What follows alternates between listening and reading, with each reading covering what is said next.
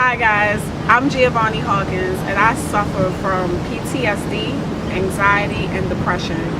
I know you all are looking at me and wondering how does she suffer all of these different things. So I got to the PTSD diagnosis because I witnessed my mother be murdered when I was 4 years old. Myself, my aunt, which is her sibling, and my two younger siblings, who at that time were 18 months old and 6 weeks old, were in the house. The boyfriend and my mom had a disagreement maybe a week prior, and I don't know if my mom threw his stuff out or what, but she was facing a court date to go and see the judge because she was the defendant in the case of destruction of properties. So it was valued at like $300. I guess this guy was upset about his $300 worth of stuff and decided that he wanted to come back to the house and shoot her. His story before the courts was it was Russian roulette. My mother didn't like guns, so I don't believe that story. I was too young to testify at that time, but my aunt, who at the time was about 10 years old, she did testify. And to this day, this person still walks around, still has a life. He served on manslaughter, not first degree, not second degree, manslaughter. And he only did about 14 years, so on good behavior, he was released. He's now been married, he now has children, he now even works for a nonprofit. So I'm like, I'm traumatized. So that's how the PTSD happened. Anxiety, my God. So let's fast forward a few years. 16, I had my son, and that was maybe the hardest year of my life because my mom and I, we were so at odds. And you know, naturally, so I have a daughter now, so I get it. Like, if my daughter came home and said I'm having a baby, I would be a little bit ticked off too. But in all of that, she and I, we said some really hurtful things to each other. And in us saying those things, you know, when you're 16 and you just had a baby, you kind of take things to heart and you feel like your world's falling apart. That's where I was in life. I felt like my world was falling apart. And one day my mom decided that it was time for me to go. She didn't feel as though supporting me while I had a child that she definitely was against me having was what was suitable for her at that time. And I get it, it's no hard feelings, but at that time I took it to heart and I started cutting. One day I cut too deep and I bled out. I don't remember calling one of my aunts, but I called one of my aunts and I bled out and passed out while I called her. I think I was calling her for help maybe, but I called her, I passed out, and I woke up, I was at Johns Hopkins Bayview. I wound up being under a 72-hour psychiatric hold. And if you ever heard what that is, that's a 3-day hold where they put you under extensive psychological evaluation to see whether or not, you know, you have any diagnosis. When I walked out, I was diagnosed with anxiety and depression. I don't know, it snowballed after that. When it seemed like it was getting better, it was getting worse. I had 2 more attempts after that, one of which I wasn't quite out of high school yet. And when I had that attempt, it wasn't as bad, and I went to Bayview again and they remembered me, and I talked to the psychiatrist and she was just like, you know, what's making you feel this way? She referred me to outpatient therapy where I was attending at Barnes Secure Hospital, and then eventually they moved me over to Maryland General. So I was going twice a week. At that time though, I was also in a relationship with an older man who I thought loved me, who was also abusing me. So I wound up going and going and going until I stopped going. I don't know why I stopped going. I think it was at one point the insurance, and then I just stopped. But trying to self-cope with the abuse and being a young mom and going to college at the same time and dealing with a partner who was insecure, who thought that every guy that talked to me on campus was trying to hit on me. Even if we exchanged phone numbers, he thought I was exchanging phone numbers to date these people. I started to go back into cutting. One day I decided not to cut. I decided that I wanted to go quicker. So I drank bleach and I drank pills. I kind of crushed some of them up into the bleach, and I don't remember much else after that. I woke up again in the hospital, and they were telling me that I was going to be on hold. I had lost custody of my son, and in me losing custody of my son, I had to go through extensive parenting classes and other therapies in order to get him back. Eventually, I did get released from the hospital back into my son's family's care. And in me being released and going back with him, I did go to therapy. And it was working and it felt great, and I wound up still getting back in that relationship with my daughter's dad. And that's how that goes down. Like, I wound up being depressed. I think I was about 18, 19 at that time. And I wound up going through that relationship until I was 22. I decided, after years of not speaking to my mother, that it was time to reach out to her because she can help me. My mother, my adopted mother, is a licensed social worker. She just retired in December of 2017, but she had a tenure of maybe 32 years of service. So I knew she dealt with this each and every day. So I decided that, okay, I'm gonna call her. I need her help.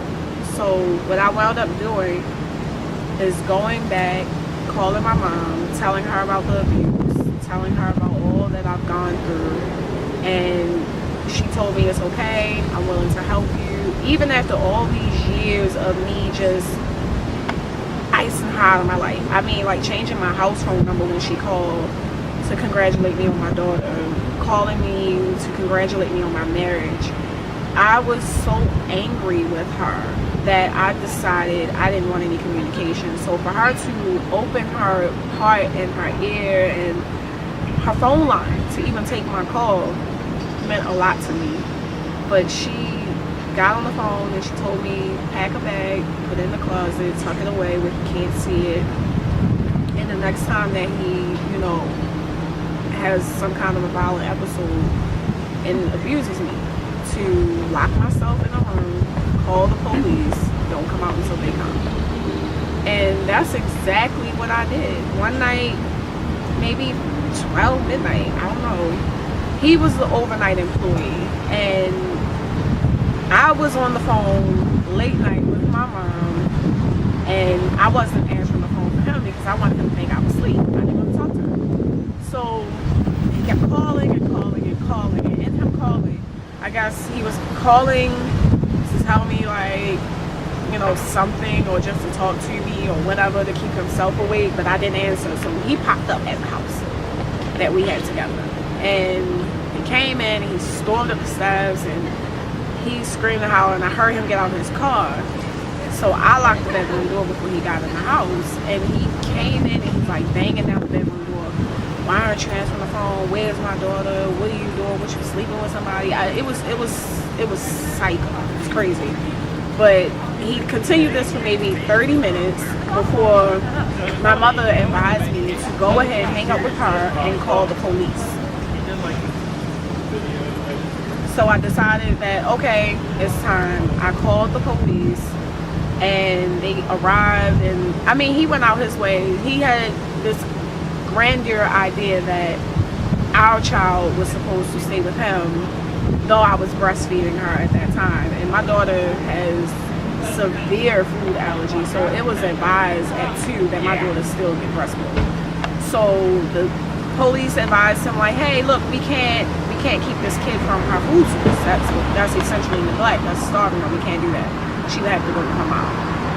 So my daughter and I left with one bag each. I had the one bag I packed up, her diaper bag, some pull-ups, and the clothes on our back that night. We left.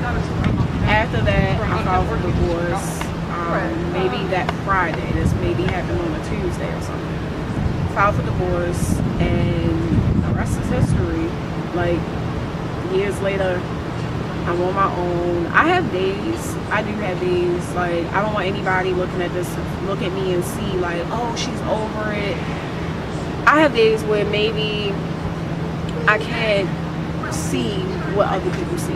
Everyone looked at me and they see success, they see beauty, they see achievement, they see motivation. And I have days where I look in the mirror and I don't feel it. I don't feel what everyone sees.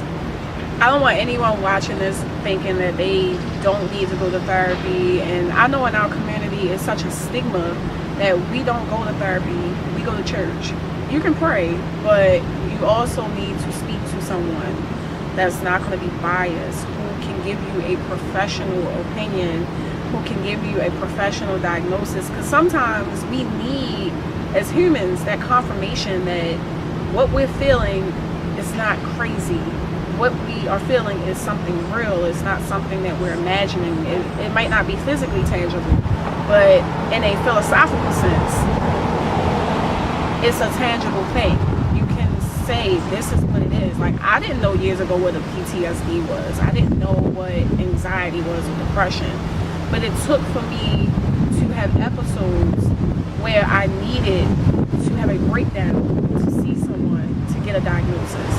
I'm not saying that you have to wait. You don't have to wait for a diagnosis. You can easily just go and ask for a referral from your primary care doctor just to get in front of a psychiatrist or a psychologist. I want everyone to know that outside of all of these things, all of these labels, mom, model, host, radio host, what else? Like event host, all of these different things, model, CEO. I am a human who has issues. I have real issues. And I'm not the only one.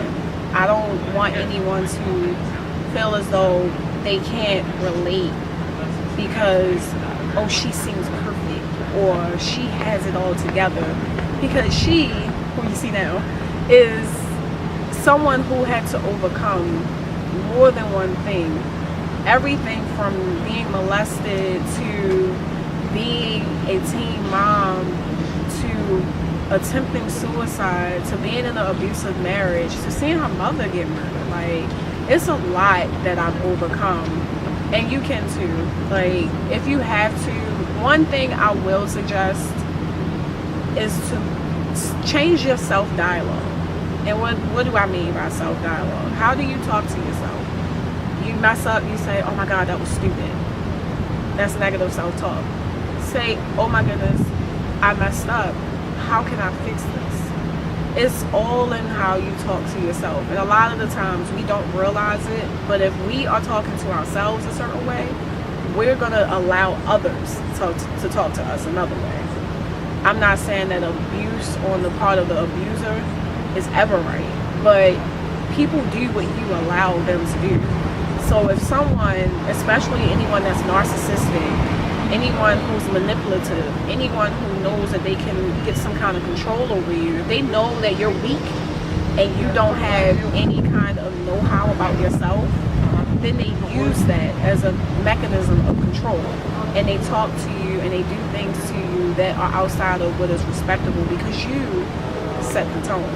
So it's okay to have self-talks. I meditate daily. I talk to myself daily. And people may think, oh, that's crazy, you talk to yourself.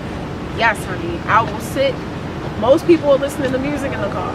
I am listening for 30 minutes, positive affirmations by Louise Hay. Rest in peace. Like, I listen to her every single day. Something about her voice through meditation that keeps me calm. And just repeating back positive affirmations helped me to look at myself differently. And now I've attracted the mate that I was supposed to have.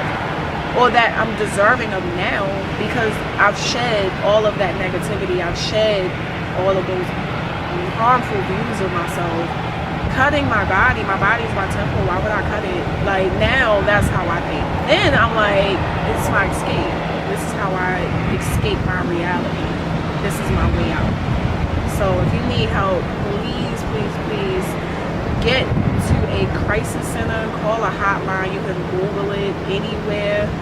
Please make sure you seek help. You mean something to somebody, and I love you. My name is Giovanni, and you are not alone.